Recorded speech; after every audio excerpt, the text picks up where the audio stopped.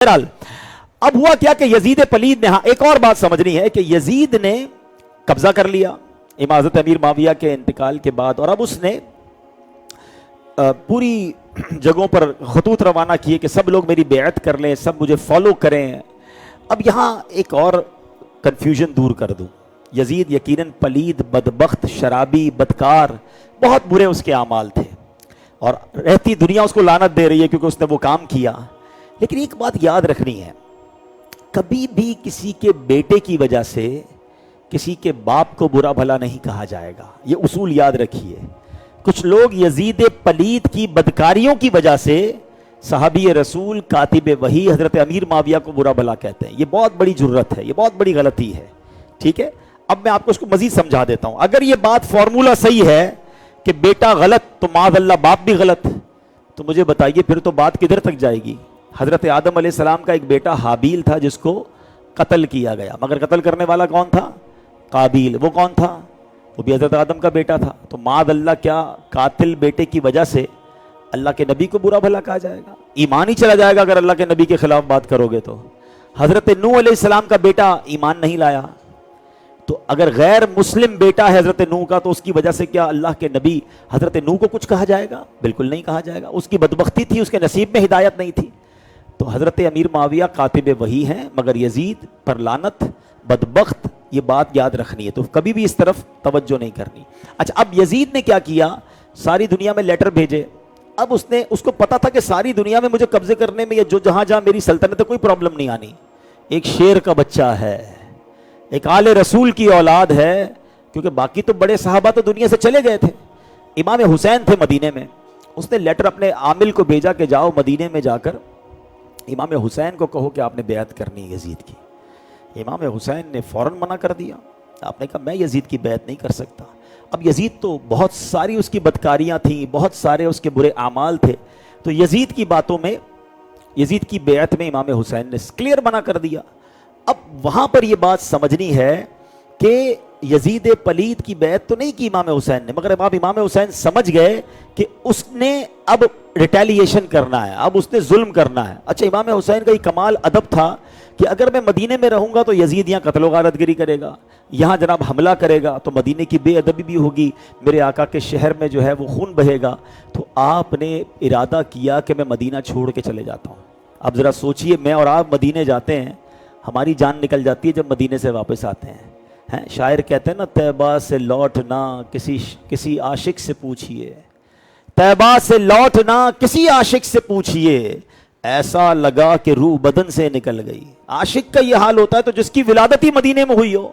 امام حسین تو پیدا ہی مدینے میں ہوئے تھے، 50 سال کم و بیش زندگی کے وہاں گزر چکے تھے، مگر اب مدینہ چھوڑنا ہے۔ روتے ہوئے، گر گڑاتے ہوئے آقا کی بارگاہ میں حاضری دی، مدینہ چھوڑا۔ یہ 4 شعبان المعظم تھی جب امام حسین مدینے سے جاتے ہیں، مکے آ گئے۔ اب کوفی جو تھے، جو عراق میں ایک شہر ہے کوفہ، یزید ایکچولی وہاں کا، یعنی سمجھ لے اس پورے ایریا کا عراق کا بڑا تھا، اور اس کا کوفیوں نے امام حسین کو لیٹر لکھے۔ امام حسین کا کوئی ارادہ نہیں تھا کوفہ جانے کا، انہوں نے لیٹر لکھے، اور 1-2 لیٹر نہیں لکھے، ہنڈریڈز آف لیٹرز لکھے کہ حضرت آپ ہمارے پاس آئیے، ہم آپ کی بیعت کرنا چاہتے ہیں، ہم یزید کی بیعت نہیں کرنا چاہتے، یزید تو پلید ہے اور یہ بدکاری کر رہا ہے اور یہ برے کام رائج کر رہا ہے۔ اب چونکہ امام تھے، مسلمانوں کے سربراہ تھے، آپ نے کہا کہ اگر میں نہیں جاتا کوفہ، حالانکہ صحابہ کرام نے بہت منع کیا کہ حضور کوفی لا یوفی، کوفہ کے لوگ وفا نہیں کرتے، آپ کے والد صاحب حضرت مولا علی کو بھی وہیں شہید کیا گیا، آپ کے بھائی کو زہر بھی دیا گیا، آپ مت جائے کوفہ، بڑے بڑے صحابہ کرام نے کہا۔ مگر امام حسین فرماتے کہ مجھے سینکڑوں لوگوں نے خط لکھا ہے، اگر میں ادھر نہیں جاتا اور قیامت کے دن یہ اللہ کی بارگاہ میں کھڑے ہو گئے کہ یا اللہ ہم تو یزید کی بیعت نہیں کرنا چاہتے تھے، امام حسین آئے نہیں ہمارے پاس، ہمیں مجبوراً پھر یزید کی بات ماننی پڑی۔ تو امام حسین کو احساس ذمہ داری تھا، مگر آپ نے بڑا پلان، زبردست ترتیب دیا، اسٹریٹجیکلی پلان کیا کہ آپ پہلے خود نہیں گئے، امام حسین نے حضرت مسلم بن عقیل کو بھیج دیا، یہ آپ کے فرسٹ کزن تھے، آپ نے کہا کہ آپ چلے جائیں اور جا کے پہلے حالات دیکھیں اور پھر آپ مجھے خبر دیں۔ اچھا، حضرت مسلم بن عقیل کو آپ نے ایک لیٹر بھی لکھ دیا کہ اے کوفہ کے لوگوں، یہ میرے نمائندہ ہیں، تم ان کے ساتھ بیعت کر لو، ان کے ہاتھ پر بیعت کرو، یہ میری بیعت کہلائے گی، اور ان کی حمایت کرو، ان کو سپورٹ کرو۔ حضرت مسلم بن عقیل نے دیکھا سینکڑوں لوگ ویلکم کرنے والے ہیں، تو آپ اپنے بچوں کو بھی ساتھ لے گئے، چھوٹے بچے تھے آپ کے۔ جب آپ وہاں پہنچے تو جب پتہ چلا لوگوں کو کہ امام حسین کے نمائندے آ گئے ہیں تو 1-2 نہیں 12,000 لوگوں نے حضرت مسلم بن عقیل کے ہاتھوں پر بیعت کر لی. ہر طرف سے ویلکم, بڑا پیار, بڑی محبت. حضرت مسلم بن عقیل نے کہا کہ جناب یہ تو بڑا ٹھنڈی سڑک ہے, ایوری بڈی از ویلکمنگ, وارم ویلکم ہو رہا ہے. تو حضرت مسلم بن عقیل نے امام حسین کو لیٹر لکھ دیا کہ حضور کوفہ میں سب کچھ اوکے ہے, آپ تشریف لے آئیں. یہ پورے کربلا کے واقعے کا ٹرننگ پوائنٹ ہے. اب ذرا پرابلم سمجھیے گا, اس زمانے میں فون نہیں تھا, انٹرنیٹ نہیں تھا, خط باقاعدہ گھوڑے کے ذریعے, گھڑ سوار کے ذریعے بھیجا جاتا تھا. تو ادھر سے آپ نے لیٹر روانہ کر دیا کوفہ سے مدینہ, مکے میں تھے امام حسین, کہ آپ جائیں خط دیں کہ امام حسین آ جائیں, ایوری تھنگ از اوکے. اچھا اس وقت جو کوفہ کا گورنر تھا, کوفہ کے جو گورنر تھے وہ حضرت نعمان بن بشیر رضی اللہ عنہ صحابی رسول تھے. اچھا وہ امام حسین سے محبت کرتے تھے لیکن یزید کا پریشر بھی تھا, تو انہوں نے کوئی ریٹیلیشن نہیں کیا, انہوں نے کوئی رکاوٹ نہیں ڈالی, بلکہ کہا یار آپ لوگ جو کر رہے ہو نا ٹھیک نہیں ہے, یزید کو برا لگے گا, بس اتنا کہا, باقی آنکھیں بند کر لیں کہ جو ہو رہا ہے ٹھیک ہو رہا ہے. لیکن جو کوفہ کے بدبخت تھے نا, انہوں نے یزید کو لیٹر لکھ دیا. انہوں نے کہا کہ آپ فکر کرو, کوفہ میں یہاں تو پاسی بازی پلٹ رہی ہے, امام حسین کے نمائندے آ گئے ہیں, ہزاروں لوگوں نے بیعت کر لی ہے, اور گورنر جو کوفہ کے ہیں نعمان بن بشیر وہ تو کچھ کر ہی نہیں رہے, وہ تو کوئی روک ہی نہیں رہے.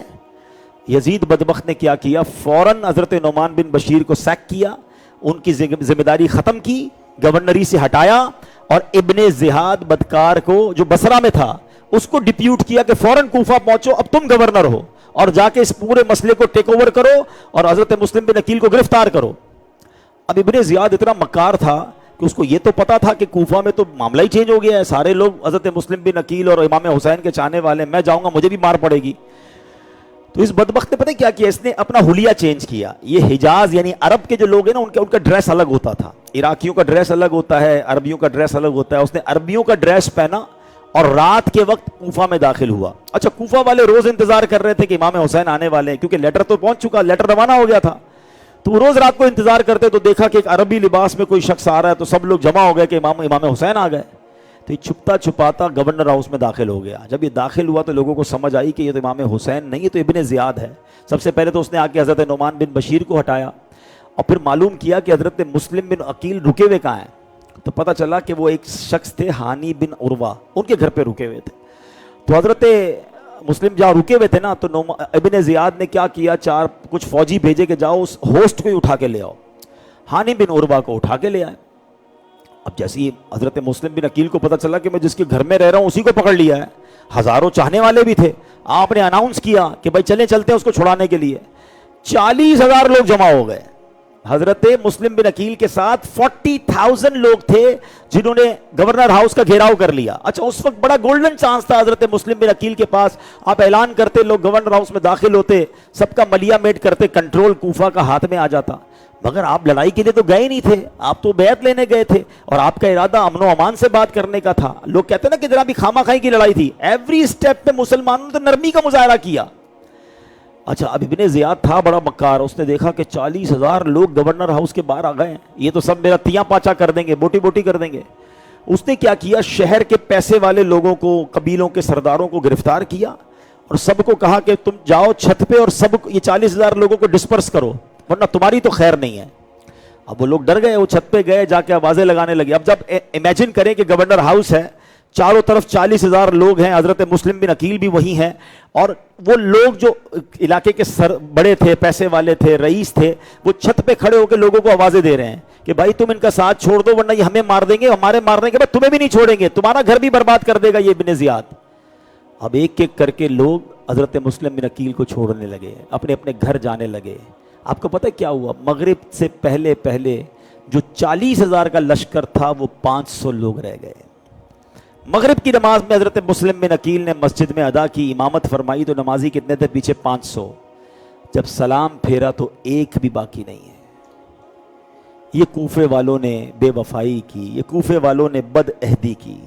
اب حضرت مسلم بن عقیل اکیلے ہیں, ساتھ 2 بچے ہیں.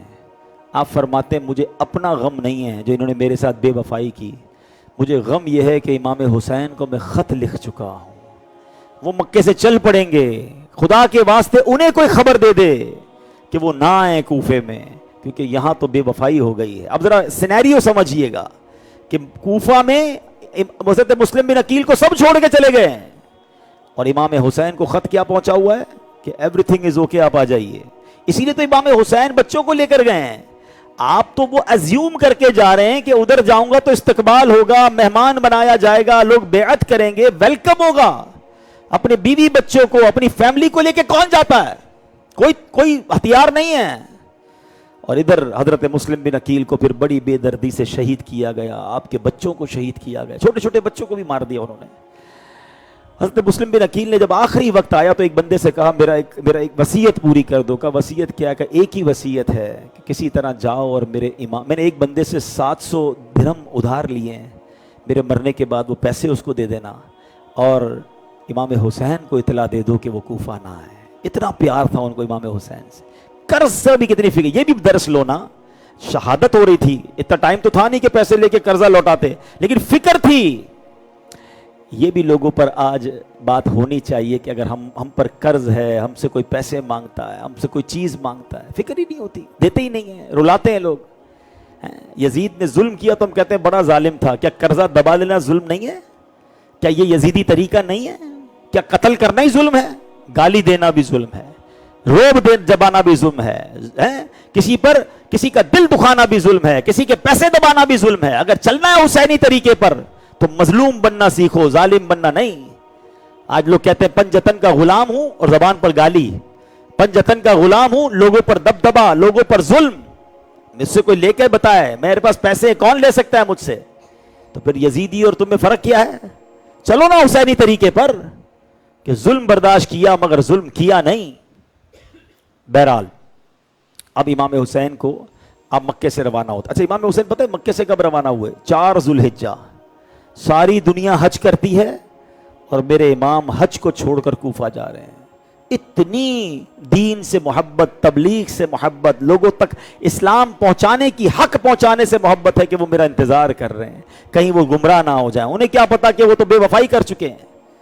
اور ایک اور عجیب بات بتاؤں کہ راستے میں حضرت مسلم بن عقیل نے جس بندے کو کام کہا تھا نا کہ بتا دینا امام کو کہ نہ آئے, وہ مل گیا راستے میں. ابھی پہنچے نہیں تھے آپ, وہ راستے میں مل گیا اور کہا حضرت مسلم بن عقیل شہید ہو گئے اور شہید ہونے سے پہلے مجھے میسج دیا تھا کہ آپ کو بتا دوں کہ آپ نہ آئیں. اب امام حسین رک گئے اور سب لوگوں سے مشورہ کیا اب کیا کرنا ہے. حضرت مسلم بن عقیل کے کچھ رشتہ دار بھی قافلے میں تھے. انہوں نے کہا اب تو ہم بدلہ لیں گے, ہم خالی نہیں جائیں گے, ہمارے بھائی کو مار دیا ہیں. کچھ لوگوں نے مشورہ دیا واپس چلتے ہیں. امام حسین نے کہا بس اب میرا جینا مرنا تمہارے ساتھ ہی ہے, اب جب نکل پڑے ہیں تو اب جانا ہی ہے. پھر یہ داستان شروع ہوتی ہے. یہ ریزن تھا پورا اس پورے واقعے کا. اور پھر امام حسین کربلا کے قریب جب پہنچتے ہیں تو حضرت حر جو ہیں جو یزیدی فوج سے آئے تھے, امام حسین کو انٹرسپٹ کیا. اس کے ساتھ 1000 گھڑ سوار بھی تھے. امام حسین نے کہا مجھے کیوں روکتے ہو, میں لڑنے تو آیا نہیں, تمہارے لوگوں نے خط بھیجے تھے, اگر نہیں بلانا تو میں واپس چلا جاتا ہوں. کہا نہیں میں آپ کو چھوڑ تو نہیں سکتا, ابن زیاد نے مجھے کہا ہے کہ آپ کو گرفتار کرنا ہے. تو آپ نے کہا میرا قصور بتا دو. قصور ہمیں نہیں پتا. خط لکھے لوگوں نے, کہا خط ہم نے نہیں لکھے, ہمیں پتا بھی نہیں ہے. بہرحال وہاں پر آپ کو روک لیا گیا. مگر حضرت حر جو تھے وہ تھے یزید کے لشکر میں, مگر دل امام حسین کی محبت میں گرفتار تھا. نماز کا وقت ہوا, امام حسین نے کہا تم اپنی جماعت کرا لو, ہم اپنی کرتے. کہا نہیں نماز تو ہم آپ کے پیچھے ہی پڑھیں گے. امام حسین امامت کرتے تھے, حر اور اس کے سپاہی بھی نماز پڑھتے تھے. ادھر ابن زیاد کو شک ہو گیا کہ کہیں حر انہی کا نہ ہو جائے. ابن زیاد نے پیچھے سے جاسوس بھیجا کہ جاؤ دیکھو حر کر کیا رہا ہے, سختی کر رہا ہے نہیں کر رہا. اب جب جاسوس آ گیا تو امام حسین کو حر نے بتا دیا کہ دیکھیں جاسوس آ گیا ہے, وہ چیک کرنے آئے کہ میں نہ آپ کو کھانے دوں نہ پینے دوں, آپ پر سختی کروں, گرفتار کروں, اب میرے بس میں نہیں ہے. جتنی نرمی کر سکتا تھا کر لی. اب ایک طریقہ ہے, آپ رات کو نکل جائیں, میں کہہ دوں گا بھائی رات کو یہ قافلہ, ہم سوئے تھے تو یہ نکل گئے. امام حسین نے رات کو سامان وامان باندھا, پورے قافلے والوں نے ٹریول شروع کیا کہ ساری رات ٹریول کریں گے تو کہیں دور چلے جائیں گے. چلتے چلتے چلتے جب صبح ہوئی نا تو قافلے والوں نے دیکھا کہ جب اجالا ہوا تو کہاں پہنچے, تو واپس کربلا کے میدان میں ہی تھے. امام حسین نے کہا کہ اس کا مطلب یہ ہے کہ تقدیر لکھی جا چکی ہے, اب ہماری یہیں پر شہادت ہوگی. بہرحال پھر اس ظالم نے 22,000 کا لشکر بھیجا.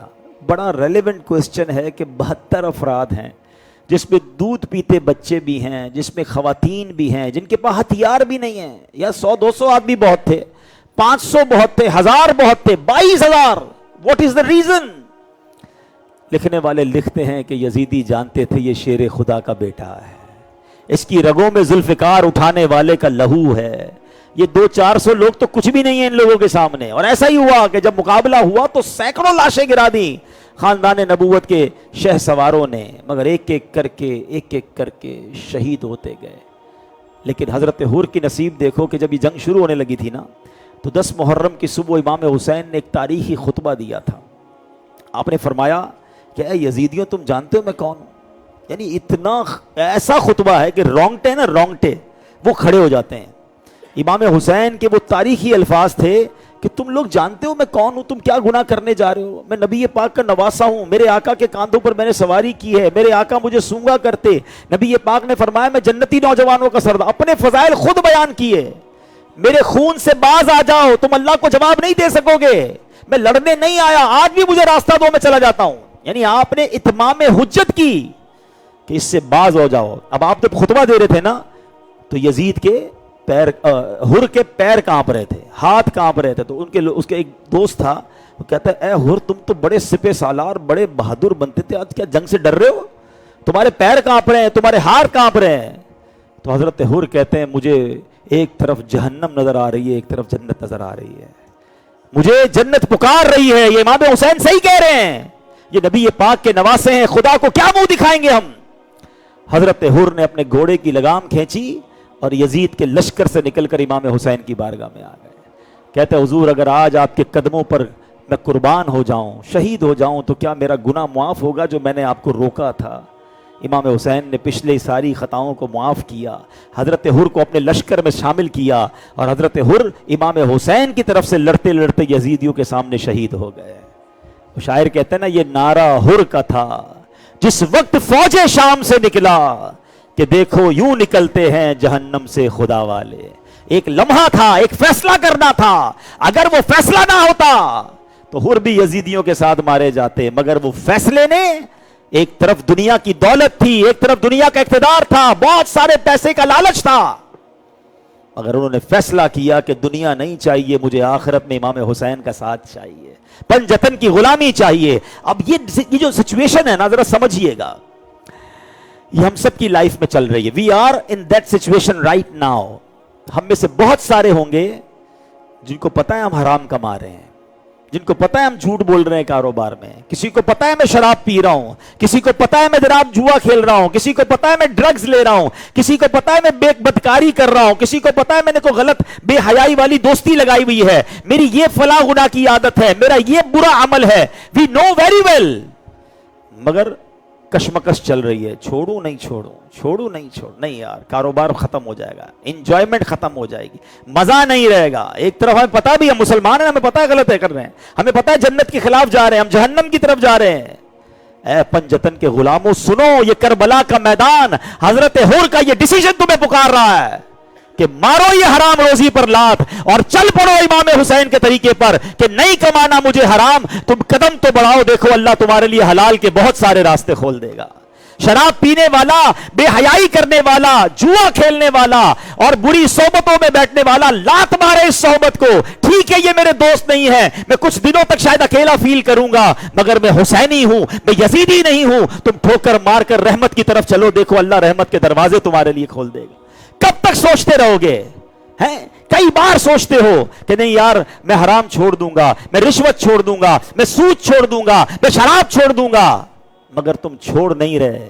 اور کئی ایسے ہیں جو نہ چھوڑ سکے اور وہی بری عادت لے کر قبر میں چلے گئے.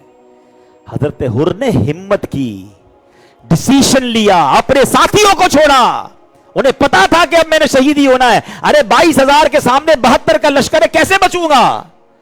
مگر انہیں پتا تھا یہاں بچ گیا تو مر جاؤں گا, وہاں مر گیا تو بچ جاؤں گا. ہاں سمجھنے والی بات ہے. کیلکولیشن کرو نا, کیلکولیٹڈ بات کرو. تو حسین کے لشکر والے تو ہار گئے رضی اللہ تعالیٰ عنہ, سارے ہی شہید ہو گئے نا, ایک ہی بچے تھے حضرت عابد بیمار. کیلکولیشن تو یہ کہتی ہے 22,000 آئے تھے, 21,000 زندہ چلے گئے. یہ تو 72 آئے تھے, ایک ہی مرد واپس گیا, تو یہ تو ہار گئے. کیلکولیشن یہ کہتی ہے, رزلٹ کیا کہتا ہے؟ کہاں ہے یزیدی؟ ہیں اتنے سارے یہاں بیٹھے ہیں، کلفٹن ڈیفنس کے لوگ بیٹھے ہیں، ساری دنیا میں ٹریول کرتے ہیں. میں چیلنج کرتا ہوں، آپ پوری دنیا میں گئے، کوئی ایک بندہ ملا جس نے کہا کہ میں یزید کے لشکر کی اولاد سے ہوں؟ کوئی ایک ملا؟ نہیں ملا. اور پوری دنیا میں آپ جاؤ، آپ کو دنیا کے کونے کونے میں حسنی حسینی سید ملیں گے.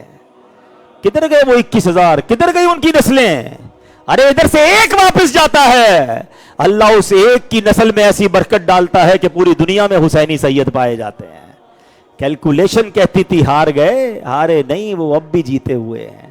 یزید کا نام لینے والا کوئی نہیں ہے، اور امام حسین کی آج بھی دلوں پر حکومت ہے. بچہ بچہ پنجتن کا غلام ہے، بچہ بچہ امام حسین کو محبت کرتا ہے. یہ ہوتی ہے حکومت. تو اگر آج گناہوں کی کوئی عادت ہے نا، اگر آج کوئی بری عادت ہے، تو اس سے اچھی رات کون سی ہوگی؟ اس سے اچھا موقع کون سا ہوگا فیصلہ کرنے؟ کرو آج فیصلہ. حضرت حر کا وہ ڈیسیشن تھا کہ دیکھو یوں نکلتے ہیں جہنم سے خدا والے، نکلو نا جہنم کے راستے سے، اپنے آپ کو بچا لو آج، ورنہ مرنے کے بعد پچھتاوے کے سوا کچھ نہیں ہوگا. کئی لوگ ہیں جو کہتے ہیں توبہ کر لوں گا، چھوڑ دوں گا. وہ چھوڑ تو نہیں سکے مگر مر گئے، وہی گناہ وہی بری عادت لے کر دنیا سے چلے گئے. اور پھر کہیں ایسا نہ ہو کہ قیامت کے دن امام حسین کو منہ نہ دکھا سکیں. آخری بات کرتا ہوں، امام حسین کا جب قافلہ تھا نا، یہ جو جنگ ہو رہی تھی 9 محرم کی رات، حضرت عباس سے امام حسین کہتے ہیں اپنے چچا سے کہ چچا جان کوئی ایسی صورت کرے نا کہ یہ جنگ ایک دن ڈیلے ہو جائے، یہ مقابلہ ایک دن ڈیلے ہو جائے. کیوں ہو جائے؟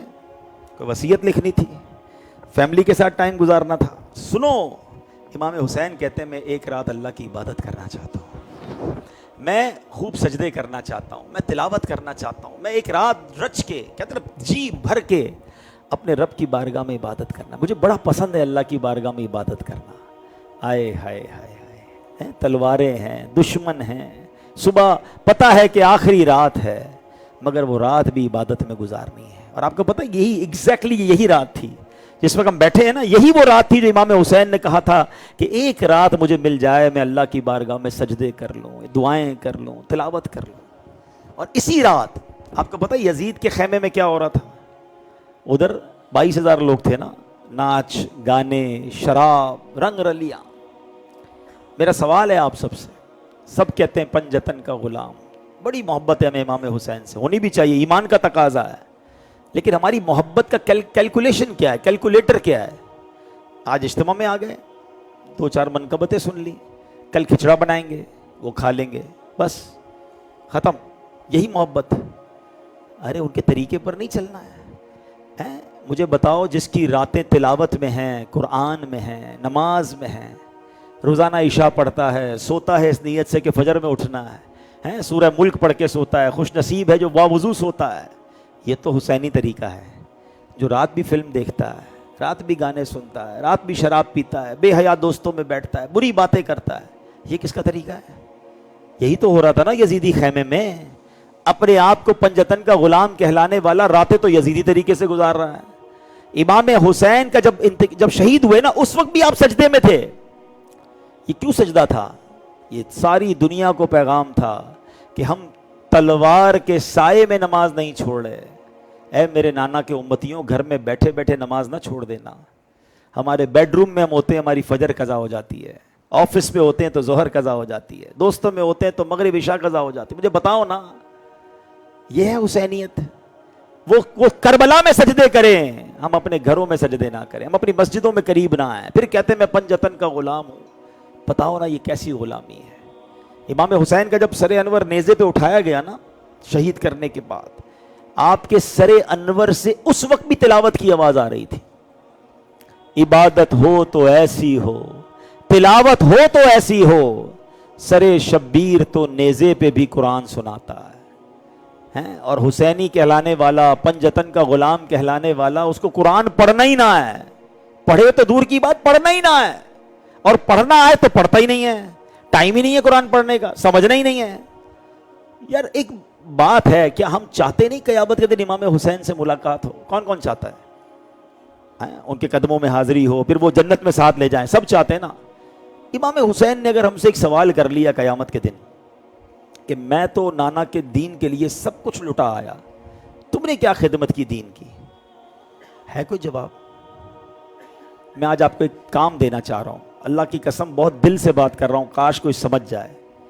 اپنے حصے کا چراغ جلا کر جانا, اپنے حصے کا کام کر کے جانا, تاکہ امام حسین کو کہہ سکو کہ حضور میں بھی کچھ خدمت کر کے آیا ہوں. آپ نے تو بڑی قربانی دی, میں تو آپ کا غلام ہوں نا, مگر میں بھی کچھ لوگوں کو نمازی بنا کر آیا, میں بھی کچھ لوگوں کو قرآن کی طرف لے کے آیا, میں بھی برائیوں سے کچھ لوگوں کو بچا کر آیا. آپ کے نانا جان کے دین کی میں نے بھی کچھ خدمت کی, کچھ ہے تو صحیح, کچھ لے کر تو جاؤ. مگر آج تو حال یہ ہے کہ خدمت تو دور کی بات ہے, ہمارے اعمال کی وجہ سے لوگ ہمیں برا, ہمارے اسلام کو برا بھلا کہہ رہے ہیں. لوگ مسلمانوں کی وجہ سے اسلام کو برا بھلا کہتے ہیں کہ جو اتنا جھوٹ بولتے ہیں ان کا دین کیسا ہوگا. یہ کتنی بڑی چماٹ ہے ہمارے منہ پر کہ ہماری وجہ سے ہمارے دین کو لوگ برا بھلا کہہ رہے ہیں.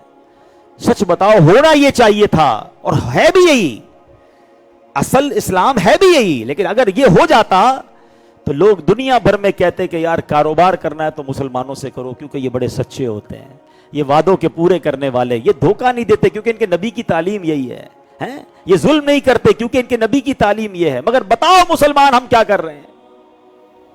کیا یہ سب کر کے ہم امام حسین کو منہ دکھا سکیں گے؟ تھوڑے پیسوں کی خاطر ملاوٹ کرنے والا, تھوڑے پیسوں کی خاطر جھوٹ بولنے والا, تھوڑے پیسوں کی خاطر دھوکہ دینے والا. یار دین کی خدمت نہیں کر سکتے, دین کو بدنام تو نہ کرو پلیز. ہم سب نے مرنا ہے اور ہمارا ایمان ہے, جنتی نوجوانوں کے سردار ہیں امام حسین, ان کی پرمیشن کے بغیر جائے گا نہیں کو جنت میں, تو ان کے نقش قدم پر بھی تو چلو نا. وہ اگر یہ پوچھ لیں گے قیامت کے دن کہ میں تو کربلا میں بھی نماز پڑھ کے آیا, تم گھر میں نمازیں قضا کرتے تھے, کیا جواب دو گے؟ تو آؤ میرے پیارے اسلامی بھائیوں, بڑی مبارک رات ہے. This is the right time for the right decision. بہترین موقع ہے بہترین فیصلہ کرنے کا. بدلنی ہے زندگی, بہت ہو گیا, بہت گناہ کر لیے, بڑی غلط کام کر لیے, پتہ نہیں کب مر جائیں گے. ہمارے ساتھ کتنے لوگ تھے جو آہستہ آہستہ جا رہے ہیں, ہماری بھی باری آ جائے گی. تو جو رہ گئی ہے نا وہ حسینی طریقے پہ گزار لو, یزیدی طریقہ چھوڑ دو. آؤ نیت کرو, جس کی پکی نیت بنتی ہو نا وہ نیت کرے, انشاءاللہ کا نعرہ بلند کرے کہ آج کے بعد ہماری کوئی نماز قضا نہیں ہوگی. ایسا نہیں, ایسا نعرہ لگاؤ کہ ہماری آواز کربلا تک پہنچے انشاءاللہ. آج کے بعد ہماری کوئی نماز قضا نہیں ہوگی, آج کے بعد حرام کاموں کے قریب نہیں جائیں گے. اس کے لیے بری صحبت بدلنی پڑے گی. نیک بننا چاہتے ہو نا تو سمپل فارمولا ہے, 2 اور 2 4, 2 اور 2 5 نہیں ہوتے, 2 اور 2 3 بھی نہیں ہوتے. کتنا کلیئر ہے؟ بالکل کلیئر ہے. ایسے ہی کلیئر ہے کہ بری صحبت میں بیٹھ کر آپ نیک نہیں بن سکتے. آپ بولیں یار ہاں میں نمازی, آج نیت کر لی نا نمازی پکا بنوں گا. کیسے بنو گے؟ دوست تو تمہارے وہی ہیں, جاؤ گے وہی مذاق اڑائیں گے. یہ پہلی بار تھوڑی نیت کی ہے آپ نے اور میں نے, کتنی بڑی راتیں آئیں, کتنے اجتماعات میں شرکت کی, ہر بار نیت کرتے ہیں. کیوں نہیں بدلتے؟ وجہ کیا ہے؟ وجہ یہ کہ ہم نے دوست وہ رکھے کہ جب ہم نماز پڑھتے تو ہمارا مذاق اڑاتے ہیں. خیریت تو ہے بھائی, مولوی ہو گیا ہے, جمعہ پڑھ لیتا تھا, ٹھیک ہے, سنت پہ عمل کرو, پھر مذاق اڑاتے ہیں. بتاؤ نا, ہم غلط کام چھوڑتے ہیں پھر مذاق اڑاتے ہیں. نہیں چاہیے ایسے دوست. یہ میں مر جاؤں گا نا تو کسی کام کے نہیں ہیں. دوست وہ چاہیے جو مرنے کے بعد بھی اصالے ثواب کریں, مرنے کے بعد بھی میری قبر پر آ کر قرآن پڑھیں. تو ہمیں دوست بدلنے پڑیں گے. جب تک کہتے ہیں نا بیماری ختم کرنی ہے تو خوراک بدلنی پڑتی ہے, گناہوں کی بیماری ختم کرنی ہے تو کمپنی بدلنی پڑے گی. اور اس کا بہترین طریقہ آج کے دور میں دعوت اسلامی کا ماحول ہے. آئیں اجتماع میں, مدنی قافلوں میں سفر کریں. اللہ کی رحمت سے کروڑوں لوگ بدل چکے ہیں, آپ بھی بدل جائیں گے.